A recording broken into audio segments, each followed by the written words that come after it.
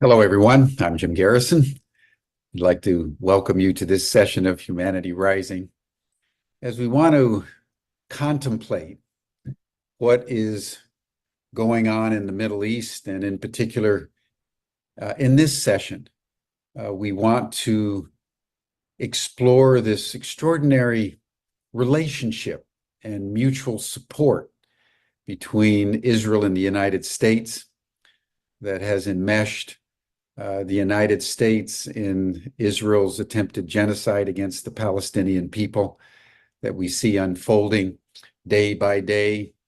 And this week, there is much consternation as what we hope and believe will finally happen, a ceasefire and the possibility of peace, continues to be complicated by various forces that we've been talking about and observing as Israel and the United States grapple with Hamas, indicating that it would accept the ceasefire deal offered by the United States and Egypt and Qatar. It's hard to know how it all will play out, but as we've indicated, if there is no ceasefire, President Biden possibly loses an election. And if there is a ceasefire, Benjamin Netanyahu probably loses the prime ministership and possibly goes to jail. So in the midst of all these contradictions, I'd like to just step back for a bit and contemplate what is this bond between the United States and Israel.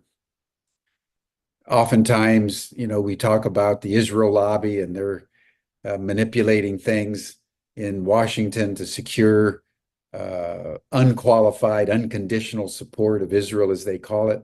And that's certainly true. The Israel lobby, along with I would say, the gun lobby, is the strongest force in American politics. We've never had in the United States any meaningful gun control because of the gun lobby.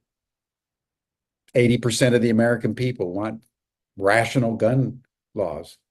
People can have guns, they just need to be careful and it needs to be regulated, and the American people overwhelmingly supports it. But we engage in, on the average, of 2 mass shootings a day in this country because of the gun lobby.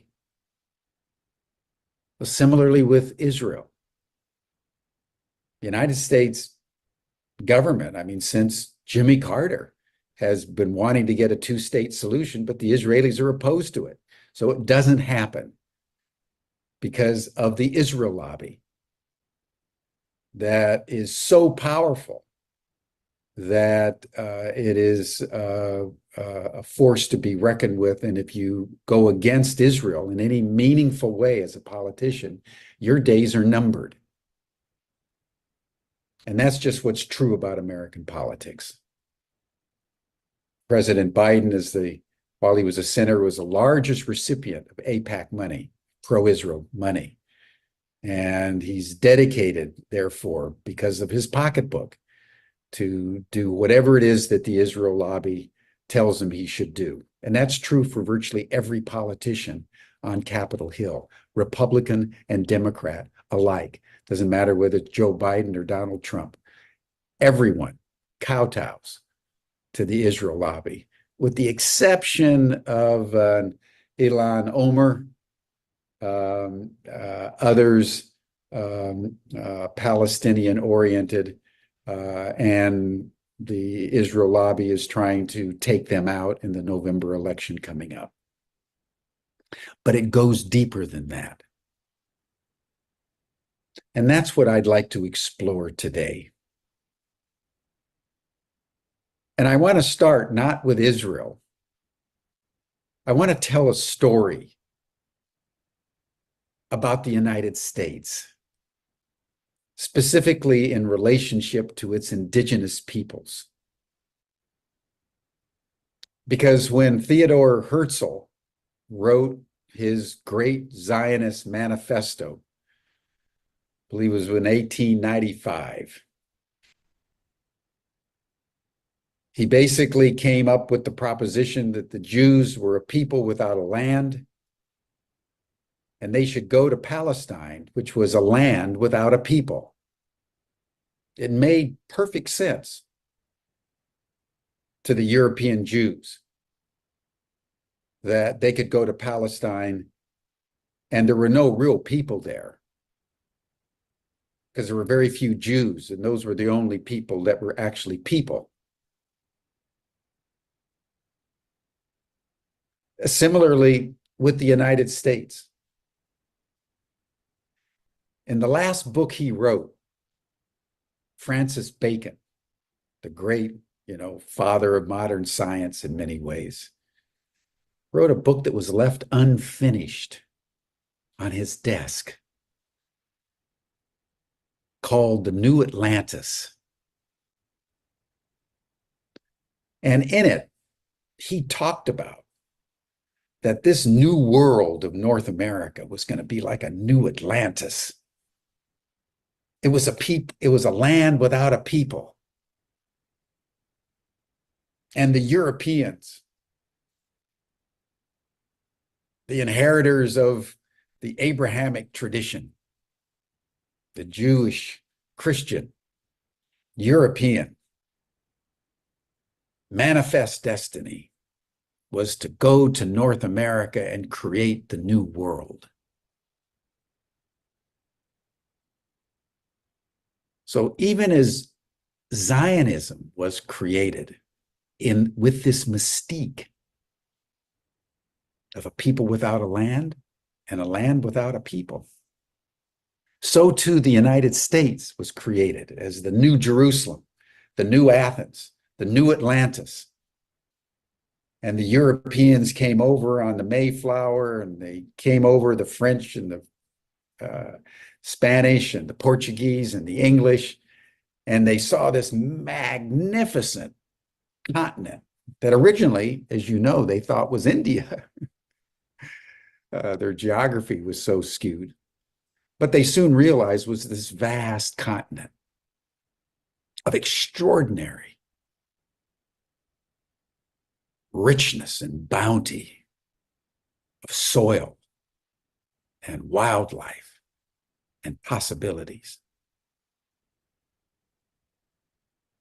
There were, of course, the indigenous people, but they didn't count.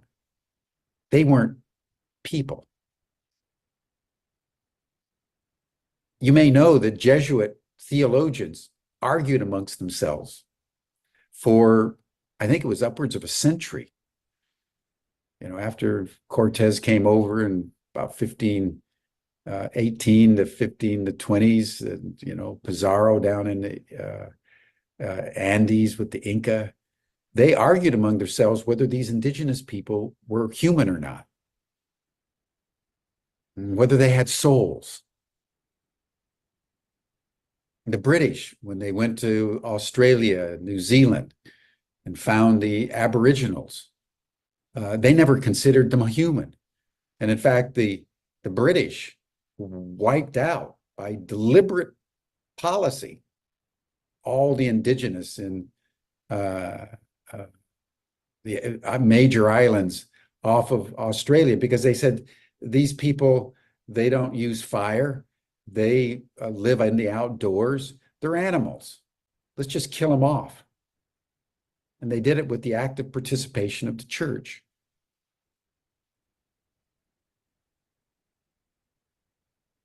So this notion that you could have a people without a land, and the land you want doesn't really have people, is not just a Jewish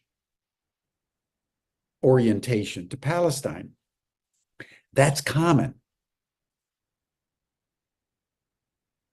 among the European colonizers because of this notion of chosenness, that we're the chosen ones of God, and therefore we can take anything we want. So in the United States, that's exactly what happened. If you look at the landing of the Mayflower, there was initially contact and amicability between the Puritans and the native peoples because the Puritans needed them for crops and medicines and help. But very soon it became very clear that the native populations were no match against the Europeans and could be vanquished very easily. And so the great westward march of Europeans across the vast North American continent, across Latin America, began. And I want to just tease out one story that I think crystallizes so much of what is wrong with the United States in terms of our approach to the indigenous people, but also explains so much of what we're witnessing with the Israelis after October 7th.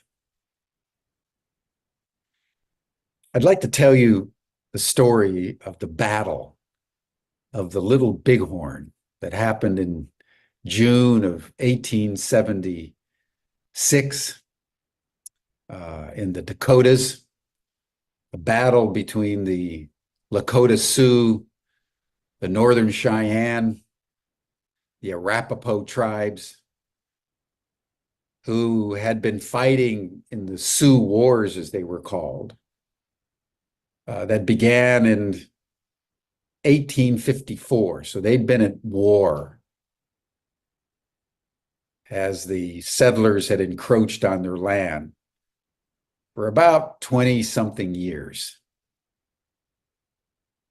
Think of the Palestinians who've been in occupation since 1948. Occasional intifadas, massacres by the Israelis, mowing the lawn, killing indiscriminately. The Palestinians rising up again. The October 7th moment came for the United States at the Battle of the Little Bighorn, when Custer made his last stand and was cut down, and the 7th Cavalry of the U.S. Army was defeated and scattered by the Native American warriors, Crazy Horse, Chief Grail, and the multitudes.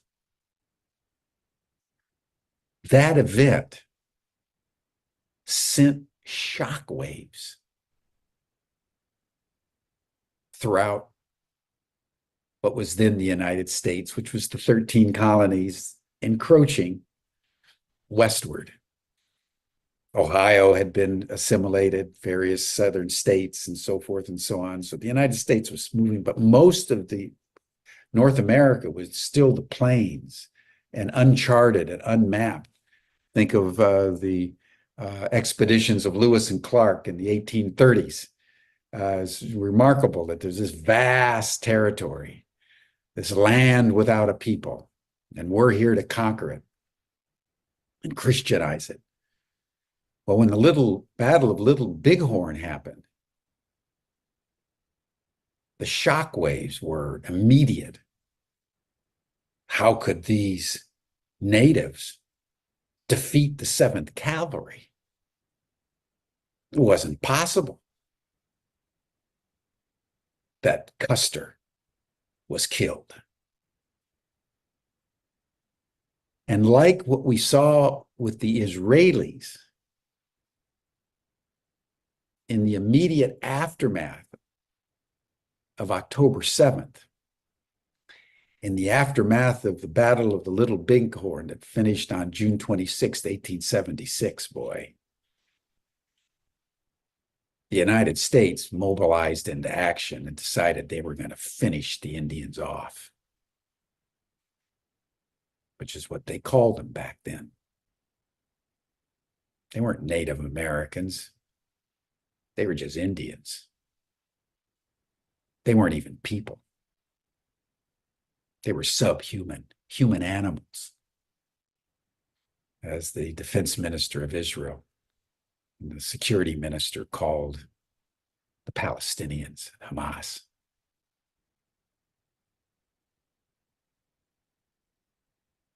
And from that moment,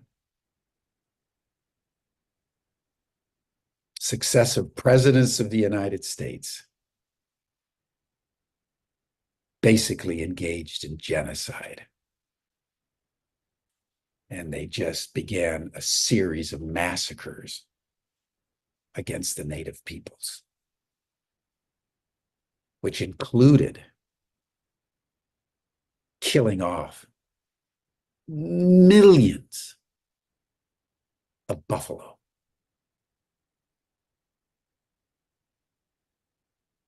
Millions of buffalo. They completely wiped out the ecosystem of the native tribes across the Midwest and the West, starved them to death, which is exactly what the Israelis are doing to the Palestinians today. And the Israelis know that the Americans basically understand what they're doing. And that's very important, everyone, for us to take in.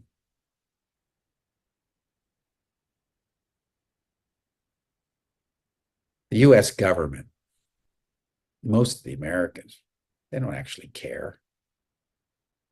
The evangelical Christians, they don't believe the Palestinians are equal to the Jews. The Jews are chosen, just like the Christians are chosen. The Muslims are heathen. They don't deserve equal rights. That's what they really believe. I lived in Israel back in the 1970s. I went to the University of Tel Aviv for a year. I was astonished. There was virtually not an Israeli I met that talked about the Palestinians or the Arabs in anything but the most derogatory way. I remember a friend of mine joined the Israeli Defense Force, and he used to come back occasionally on the weekends and laughingly talk about falling Arabs. He said they were told they could shoot Arabs anytime they could get the Arabs to run. So they would, send off a rocket or do something sudden, and the Arabs would get frightened and run. As soon as they were running, they could shoot them. And he would regale people with these stories of falling Arabs, as he would laughingly refer to it. I was just shocked, because I had no notion of that in my mind. But I learned a lot about Zionism. I learned a lot about racism. I learned a lot about apartheid. That's basically what the United States is an apartheid state. We put all the Native Americans into reservations. We condemned them to the worst, most impoverished, deserted spots. I said, you got to stay there.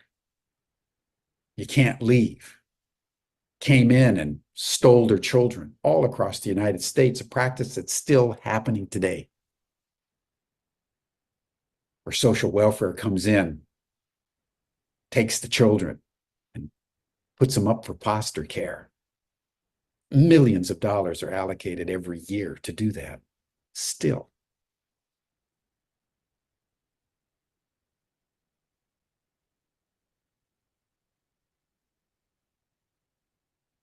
So when we think of the Israelis coming in to Gaza, we need to understand that it comes out of a very long tradition, starting with Theodor Herzl, of a need for the Jewish people to find the land, which was true, given the anti-Semitism.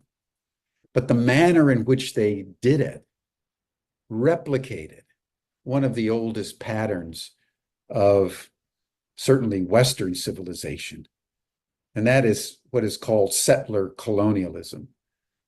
But the settlers come in like the Europeans did in North America and in Latin America, the Western Hemisphere, and take whatever they can, whatever they want, with the complete assurance that the people that are there aren't really human. And because they're not human, like the Black people in Africa, you can use them in any way you want.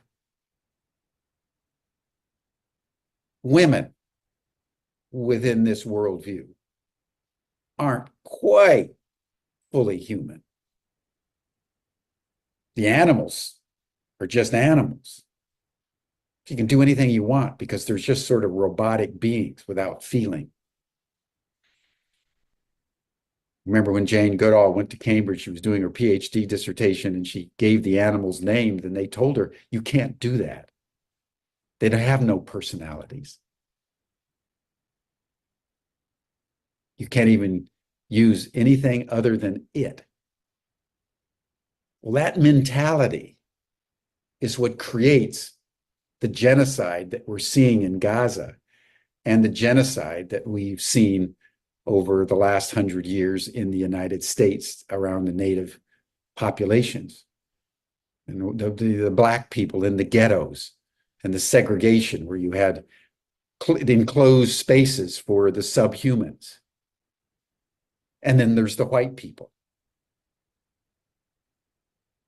And it's worth knowing that, both the Germans and the Jews came to the United States and studied segregation and the Jim Crow laws.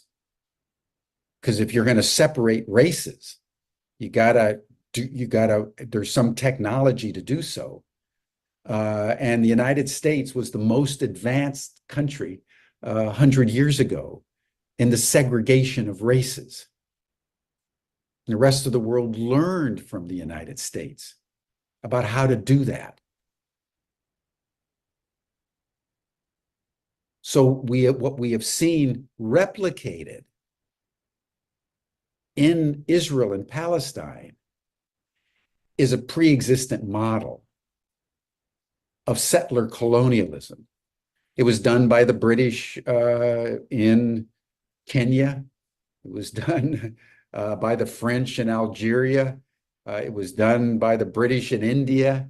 It is something that the Spanish did in South America. It's been done by many colonial people who just come in with this divine right, which leads me to the deeper layer that I think we all need to reflect on as we consider why is this such a tenacious tendency?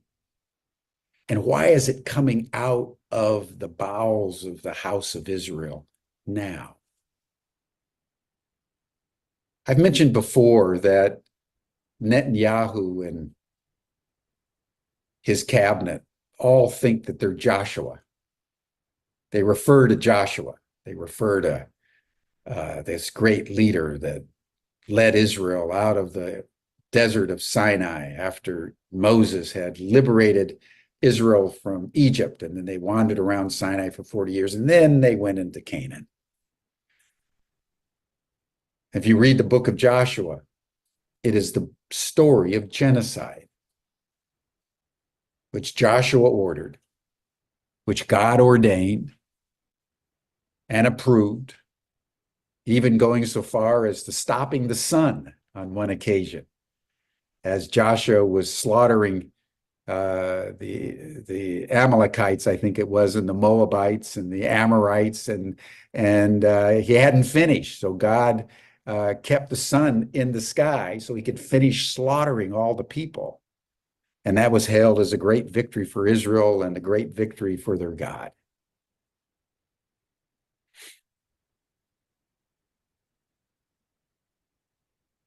At the heart of the miasm that would produce genocide is this notion of chosenness. This notion that the Jews are chosen by God and everybody else is Gentile. You heard that just this last weekend from Netanyahu in his speech to Israel. They had just banished Al Jazeera, a complete violation of free speech from Israel. He's announced that he's going into Rafah no matter what. Even if Hamas says yes, he's going in. And what did he say? We have to stand alone. Doesn't matter what the Gentiles do. We're chosen. Providentially chosen. And if we have to commit this finish the genocide on our own, we will. That was his basic message to the Israelis and to the Americans. I'm Joshua. The Bible tells me so.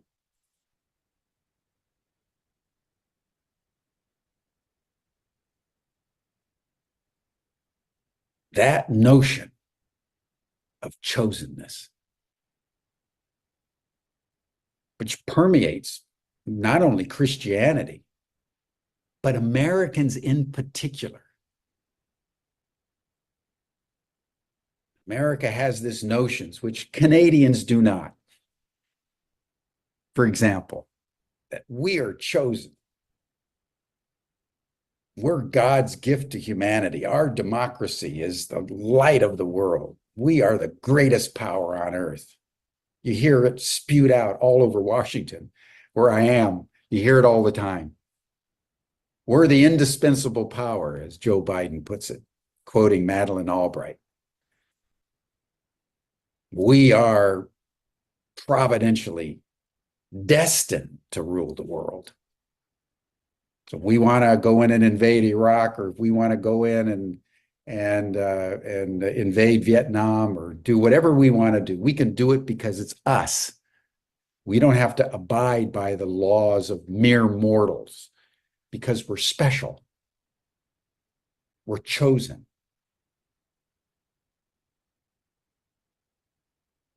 So that notion, particularly when melded with an archetypal formation of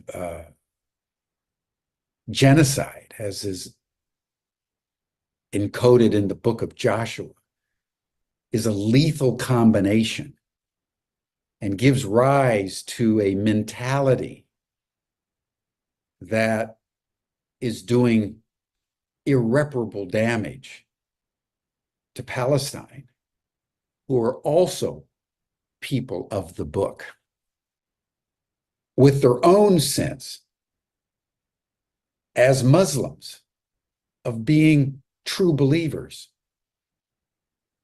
So you have this extraordinary tension, which is also embedded in the biblical tradition. You may remember the story of Abraham and Sarah, and Abraham and Hagar. And Sarah couldn't bear children, or so she thought. So she said to Abraham, "Go unto my handmaiden Hagar, sleep with her, have a child." Abraham dutifully did that. And she gave birth to a child that she named Ishmael. And Sarah became jealous and persuaded Abraham to cast Hagar and the child out into the desert. And Hagar with this infant baby was out, and then they had no water. And then an angel appeared to her and said, Hagar, your son is going to give birth to a multitude and a great nation. And that became the Arabs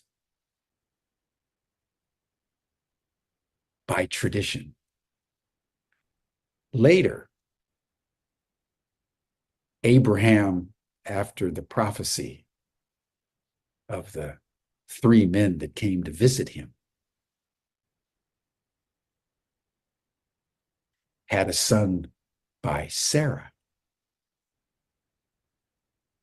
called Isaac. And it was through Isaac and his son Jacob, who had the 12 sons that went to Egypt, that the Jewish people were brought into being. So this tension between the Arabs and the Jews, from the same father, but different mothers, has been a dialectical tension that has played itself out. But both are people of the book.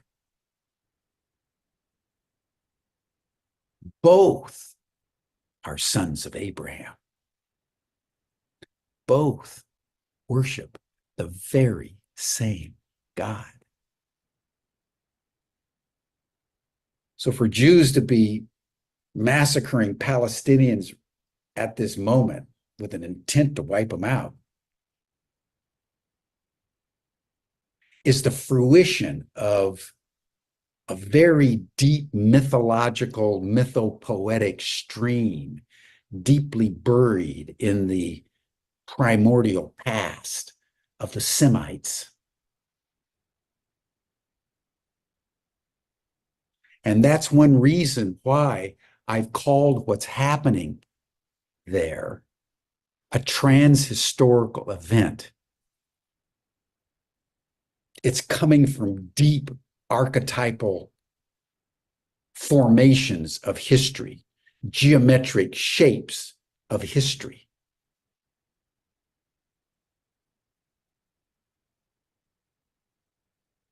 And the opportunity, which somehow, in some way,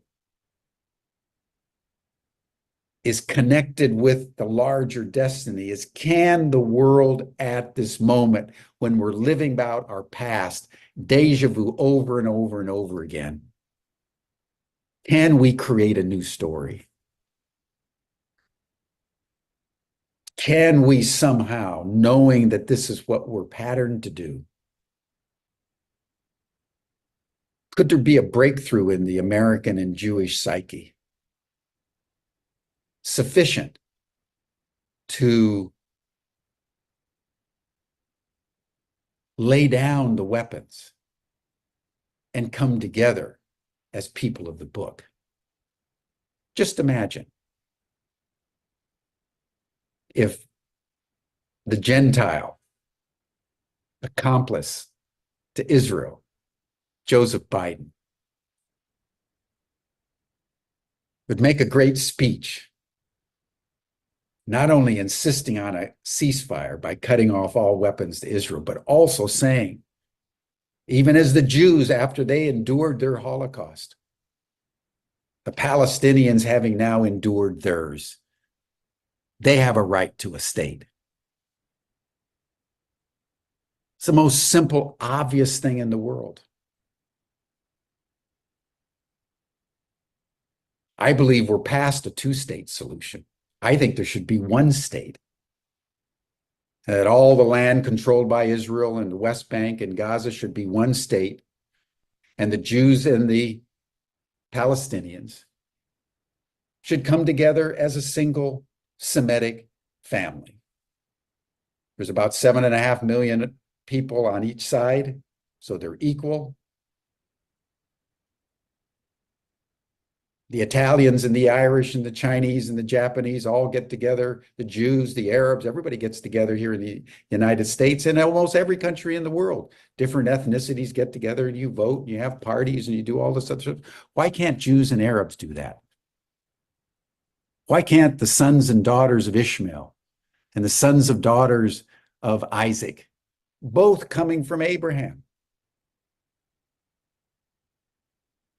recognize the most obvious thing in the world, that they're cousins? They worship the same God.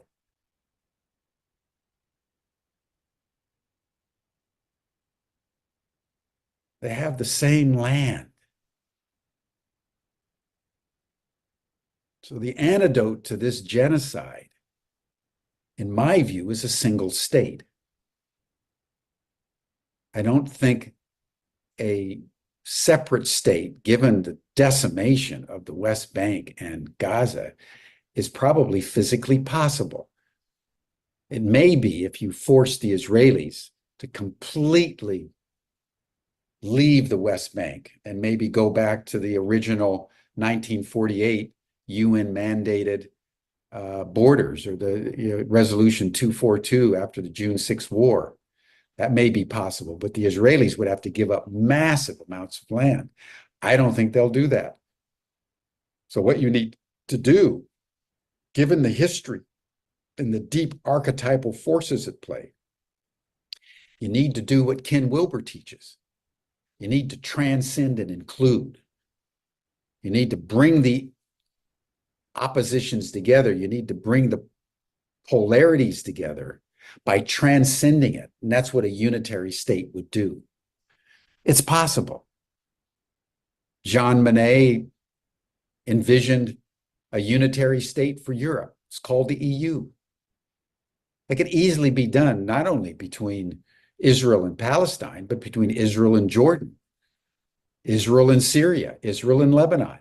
There should be a Middle Eastern union patterned like the European Union, where the countries share borders, but trade and make a commitment not to go to war with each other anymore. That's where the Jews would flourish. That's when the Palestinians would flourish, sharing their creative impulses, worshiping the same God, one in a mosque, one in a synagogue. That's what's so perfect about the Temple Mount. In the same place, you have the Wailing Wall, which I've been to multiple times, and you have Al-Aqsa Mosque, which I've also been to many times. It's in the same place. Jerusalem is the holy city of Judaism, of Christianity, of Islam. Surely this is a moment in human history where we can at least acknowledge that. Why do the Israelis have to take it all? What gives them the right to take it all?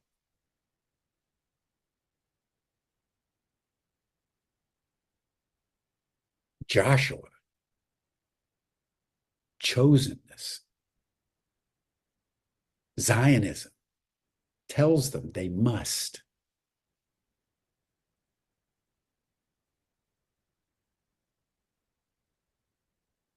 And so we're at an extraordinary moment, everyone, where as this all plays out, with the tensions between Hamas and Israel, as the Palestinians have endured the onslaught before the world, and Hamas has emerged as intact, it's time for all of us to recognize the obvious and give them the same due that we all gave to the Jews in the aftermath of their Holocaust. And if we would see that, and if the President of the United States would see that, and lead the world along that pathway.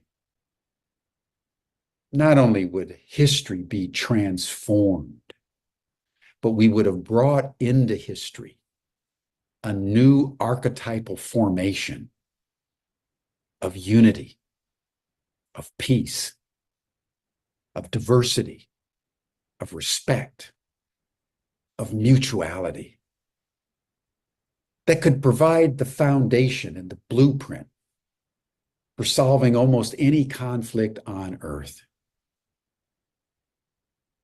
Surely there's enough wisdom embedded in the long history of the Arabs and the Jews to be able to transcend and include. Surely there's enough wisdom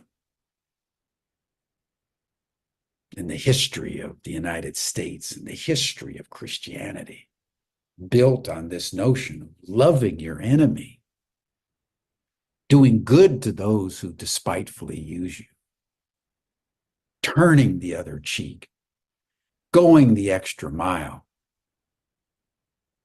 7 times. Surely, in the reservoir of deep spirituality in Judaism and Christianity and Islam, in the European collective unconscious and the American, there's enough wisdom to do the most obvious thing in the world. And that is to stop the fighting, build a unitary state, and celebrate peace among the Semites as a model for what Judaism, Islam, and Christianity really want to represent to the world. I believe that is an idea whose time has come. That would enable humanity to rise spectacularly.